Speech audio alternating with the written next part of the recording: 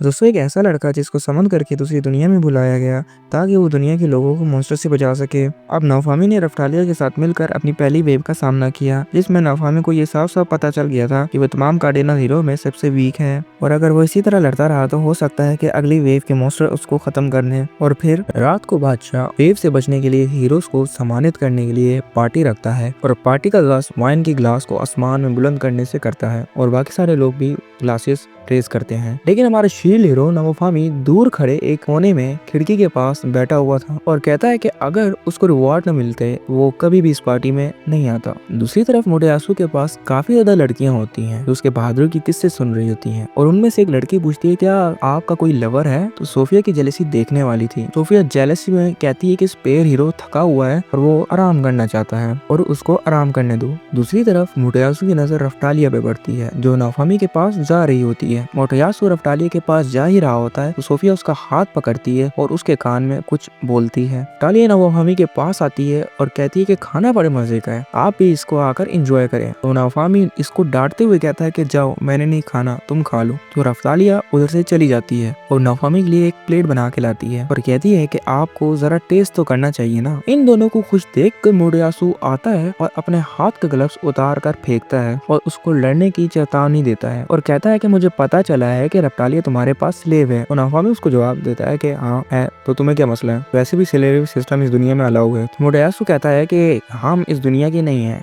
और हम हीरोज हैं, ये हमें सूट नहीं करता कि स्लेव्स रखें। नाफामी कहता है कि ये तुम्हारा ओपिनियन है भाई, मुझे तुम्हारे ओपिनियन से क्या फर्क पड़ता है। तो मोटेयासु उसको कहता है कि अगर मैं फाइट जीतता हूँ तो तुम्हें रफ्तालिया को आजाद करना होगा। तो नाफामी कहता है कि अगर मैं जीतता हूँ तो तुम मुझे क्या दोगे। मोटेयासु कहता है कि अगर फाइट जीते तो जिस तरह चल रहा है इसी तरह चलने देंगे। नाफामी उसको पागल कहकर वहाँ से जाने लगता है। जैसे ही वो वहाँ से जा रहा होता है तो पैलेस के गार्ड्स उसका रास्ता रोक लेते हैं। इतनी ही देर में किंग वहाँ आ जाता है और कहता है कि तुम हीरो होते हुए भी स्लेव रखते हो जो इस जगह की रवायत को तोड़ते हैं और नाफामी को लड़ने का ऑर्डर देता है। लेकिन इस टाइम पे रफ्तालिया कुछ कहती तो पैलेस के गार्ड उसको चुप करा देते हैं और उसको वहाँ से ले जाते हैं। बादशाह कहता है कि बेचारी लड़की, इसके पास और कोई दूसरा चारा ही नहीं है, इसकी वजह से इसको अपने मास्टर का ऑर्डर मानना पड़ रहा है। लेकिन मोटेयासु के जीतने की वजह से इसको मैं कर्ज से आजादी दिलाऊंगा। किंग नाफामी के पास आता है और कहता है कि अगर वो मोटेयासु से नहीं लड़ता तो वो अपनी पूरी ताकत लगाकर रफ्तालिया को उससे दूर कर देगा। अब नाफामी के पास और कोई रास्ता भी नहीं था। इतनी ही देर में मोटेयासु कहता है कि मुझे उम्मीद है कि तुम अब यहाँ से तो नहीं भागोगे। नाफामी गुस्से में आकर उसको कहता है कि अगर वो जीता तो रफ्तालिया को तुम्हें आजाद करना होगा। दूर खड़ी हुई सोफिया बोलती है कि लेकिन तुम कैसे जीतोगे शील्ड हीरो, और बाकी सारे दरबार में खड़े हुए लोग इसको देखकर हंसना शुरू कर देते हैं। असल में सोफिया नाफामी से जलती थी और उसको पता था कि शील्ड हीरो सबसे वीक हीरो होता है बाकी तमाम कार्डिनल हीरोज में, और वो रफ्तालिया और नाफामी की खुशी बर्दाश्त ही नहीं कर सकती थी,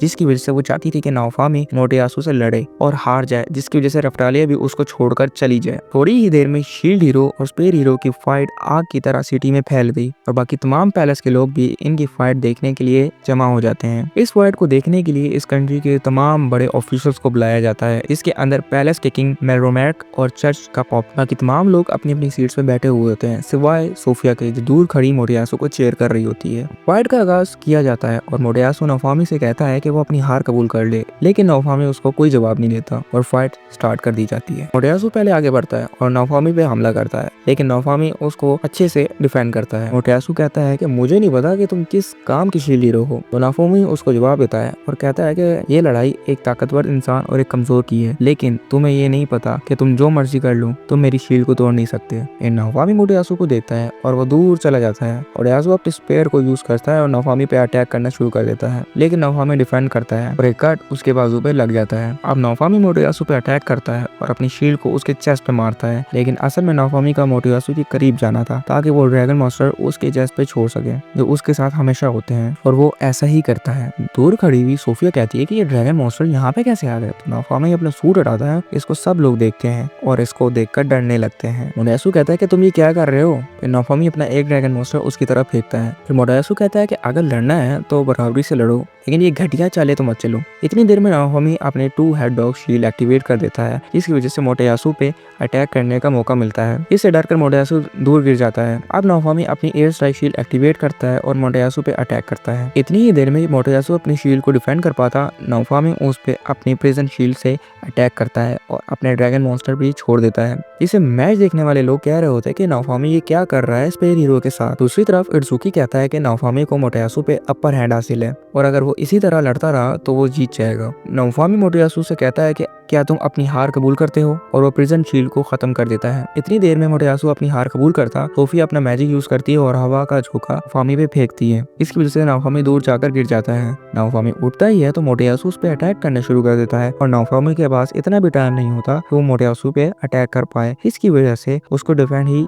किया जा सकता था, लेकिन मोटोयासु लाइटनिंग स्पेयर को यूज करके नाओफामी पे हमला कर देता है, जिसकी वजह से नाओफामी डिफेंड भी नहीं कर पाता और वो जमीन पे गिर जाता है। और इस तरह मोटोयासु चालाकी से नाओफामी को हराने में कामयाब हो जाता है। आसमान में एक खुशी का माहौल था, जैसे कि सारे लोग यही चाहते हैं कि नाओफामी ये मैच हार जाता। नाओफामी उठता है और कहता है कि तुम्हारे एक टीम मेंबर ने इस 1-to-1 फाइट में अपनी अपीयरेंस शो की है। असल में माइन ने अपना मैजिक यूज किया है, क्या तुमने नहीं देखा? मोटोयासु बोलता है कि तुम लूजर हो और तुम बातें बना रहे हो। नाओफामी कहता है कि तुम्हें पता है कि सोफिया ने मैजिक यूज किया है ताकि तुम जीत सको। दूसरी तरफ बादशाह सब लोगों से कहता है कि शील्ड हीरो बातें बना रहा है, असल में तो स्पेयर हीरो विनर है, और किंग मोटोयासु को इस फाइट का विनर सम्मानित कर देता है। दूर खड़ी सोफिया भागी भागी मोटोयासु से आकर चिपक जाती है जैसे कि कोई वो मैग्नेट हो, और कहती है कि मुझे तो पता था कि तुम जीत जाओगे स्पेयर हीरो। शील्ड हीरो मुंह फेर लेता है और सोफिया हंसना शुरू कर देती है और कहती है कि बड़ा मुश्किल होता है ना अकेले लड़ने में। दूसरी तरफ किंग मोटोयासु को शाबाशी देता है और कहता है कि माइन ने अच्छा ही फैसला किया कि जिसने तुम्हें सिलेक्ट किया, और सोफिया हंसते हुए कहती है जी पापा। अब नाओफामी को बातें समझ आना शुरू हो चुकी थी। ये सारा कुछ पहले ही से प्लान था, और अब वो पुरानी बातों को सोचने लगता है कि किस तरह सोफिया मेरे पास आई, मुझे अपना फेवरेट हीरो कहने लगी, फिर वो इल्जामात लगाए, और इन इल्जामात को सही करने में किंग भी शामिल था, और किंग ने सब लोगों के सामने मेरी इज्जत उतरवाई ताकि वो अपनी बेटी की इज्जत बचा सके। ठीक है, आज भी किया गया है, आज भी सारी चीजें प्लान थी। और सोचता है कि सोफिया ने मोटोयासु से कहा होगा कि शील्ड हीरो ने इसके साथ जबरदस्ती की है और उस लड़की को भी गुलाम बना कर रखा है, तुम्हें चाहिए कि तुम उसको आजाद करवाओ। और दूसरी तरफ ये ऐलान कर दिया जाता है कि शील्ड हीरो ने रफ्टालिया को जबरदस्ती अपना स्लेव बनाकर रखा हुआ था और अब इस बेचारी लड़की को फ्री करा दिया गया है। भीड़ में खड़े हुए लोग कह रहे थे कि हमने शील्ड हीरो को क्यों बुलाया है, हमारे लिए तो बाकी 3 हीरोज ही काफी थे, इस शील्ड हीरो ने तो इस कंट्री में गंदगी मचा के रखी हुई है। नाओफामी ये सारी बातें सुनकर सोचता है कि वो कभी भी इस दुनिया में आना नहीं चाहता था, लेकिन उसको बुलाया गया, और हर बार शील्ड हीरो ही का नाम खराब किया जाता है, और ये इसीलिए हो रहा है कि क्योंकि मैं एक शील्ड हीरो हूँ। दूसरी तरफ रफ्टालिया नाओफामी को जमीन पे गिरे हुए देखती है, और नाओफामी रफ्टालिया के कर्ज खत्म होता हुआ देख रहा होता है, लेकिन अब वो कुछ कर भी नहीं सकता था, और सोचता है कि सब की तरह रफ्टालिया भी उसको छोड़कर चली जाएगी। दूसरी तरफ रफ्टालिया कर्ज खत्म होने के बाद मोटोयासु के थप्पड़ मारती है और कहती है कि क्या मैंने तुम्हें कहा था कि तुम मुझे आजाद करो। मोटोयासु कहता है कि क्या नाओफामी ने उसके साथ कोई बुरा सलूक नहीं किया, तो रफ्टालिया उसको बोलती है कि नाओफामी एक अच्छा इंसान है, उसने उसका साथ तब किया जब वो मरने के हालात पे थी, और वो उसका अपने से ज्यादा ख्याल रखता था, उसको जो खाना होता था वो खिलाता था, और जब मैं बीमार होती थी तो उसके लिए मेडिसिन बना कर देता था, तो मेरे लिए मेडिसिन बनाता था और मेरा इलाज करता था। तुम मुझे बताओ कि ये तुम मेरे लिए कर सकते हो? मोटोयासु कहता है कि हाँ, वो उसके लिए ये सब कुछ करने की कोशिश कर सकता है। तो रफ्टालिया कहती है कि अगर वो ये सब कुछ कर सकता है तो उसको भी चाहिए कि वो अपनी टीम में काफी ज्यादा स्लेव्स रख ले। जब मोटोयासु सोफिया की तरफ देखता है, इससे पहले वो कुछ बोलता, तो सोफिया रफ्टालिया से कहती है कि तुम्हारी हिम्मत भी कैसे हुई कि उसने स्पेयर हीरो से इस तरह बात की।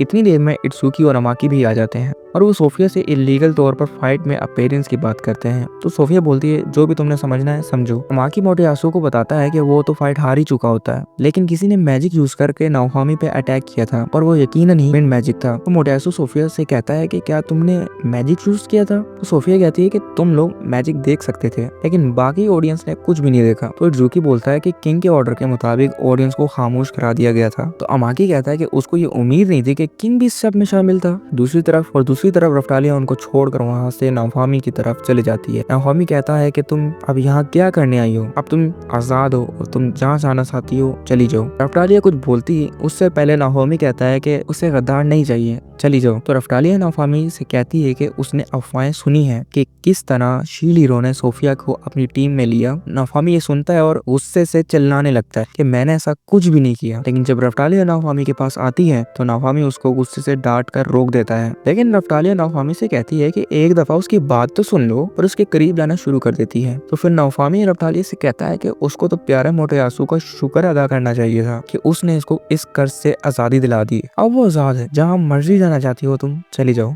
रफ्तालिया नाफामी से कहती है कि उसे आप पे यकीन है कि आपने ऐसा कुछ भी नहीं किया होगा। नाफामी कहता है कि कैसा यकीन, पहले तुमने मुझे धोखा दिया और अब ये यकीन की बातें कर रही हो। असल में नाफामी को ये लग रहा था कि रफ्तालिया ने मोटोयासु से हेल्प मांगी है ताकि वो नाफामी से उसको आजादी दिला सके, लेकिन रफ्तालिया नाफामी को समझाते हुए कहती है कि वो हमेशा से आपकी साइड पे थी, उसने आपको कभी भी धोखा नहीं दिया। लेकिन नाफामी कहता है कि तुम भी उन लोगों के साथ मिली हुई हो, पहले मेरा साथ देते हो फिर मुझे छोड़कर चले जाते हो, आखिर वो लोग इसकी इज्जत को क्यों खाक में मिलाना चाह रहे, मेरा कोई भी यकीन नहीं करता और वो लोग यकीन क्यों भी करें, ये सब इसीलिए हो रहा है कि मेरे पास ये शील्ड है और इस शील्ड को अपने हाथ से वो जबरदस्ती निकालने लगता है। फिर रफ्तालिया नाफामी को याद दिलाती है कि इस शील्ड ने उसको काफी मौकों पे उसकी जान बचाई है, इस शील्ड की वजह से आपने काफी विलेजर्स की जान बचाई है जबकि आप जानते थे कि आप नहीं लड़ सकते। नाफामी कहता है यार ये तो मैंने सोचा ही नहीं, और कहता है कि लेकिन बेशक मैंने काफी लोगों की जान बचाई है लेकिन मैं अच्छा इंसान नहीं हूँ, शुरू में मैंने भी तुम्हें रूल से ज्यादा नहीं समझा। लेकिन रफ्तालिया इसको बताती है कि ऐसा नहीं है, लेकिन नाफामी इसको डिनाई कर देता है और कहता है कि उस टाइम ही मैं अपना सोच रहा था। फिर रफ्तालिया नाफामी को गले लगा लेती है और वो कहती है कि वो जानती है कि वो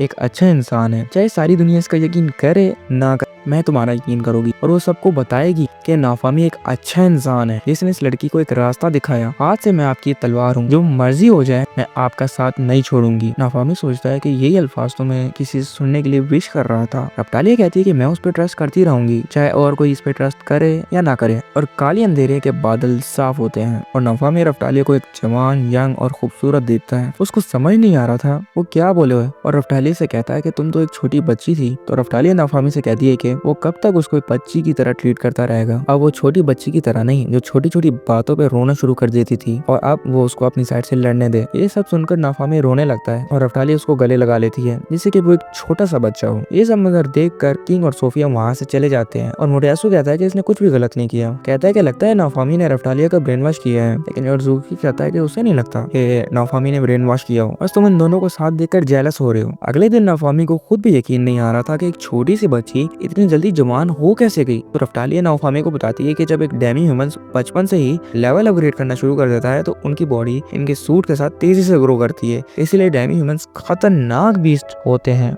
दोस्तों यूं rising of the shield hero की तीसरी एपिसोड भी खत्म हो गई, लेकिन आज की एपिसोड में फिर सोफिया ने नाफामी को हराने की हर मुमकिन कोशिश की। मुझे कमेंट करके तो बताओ कि आखिरकार इस सोफिया का क्या करें, और अगर तुम शील्ड हीरो की जगह होते तो तुम सोफिया के साथ क्या करते। और जाते जाते कमेंट में अपना बेस्ट एनिमे सीजन का नाम तो जरूर मेंशन करना, मैं देखता हूँ कि किस एनिमे को सबसे ज्यादा वोट मिलते हैं।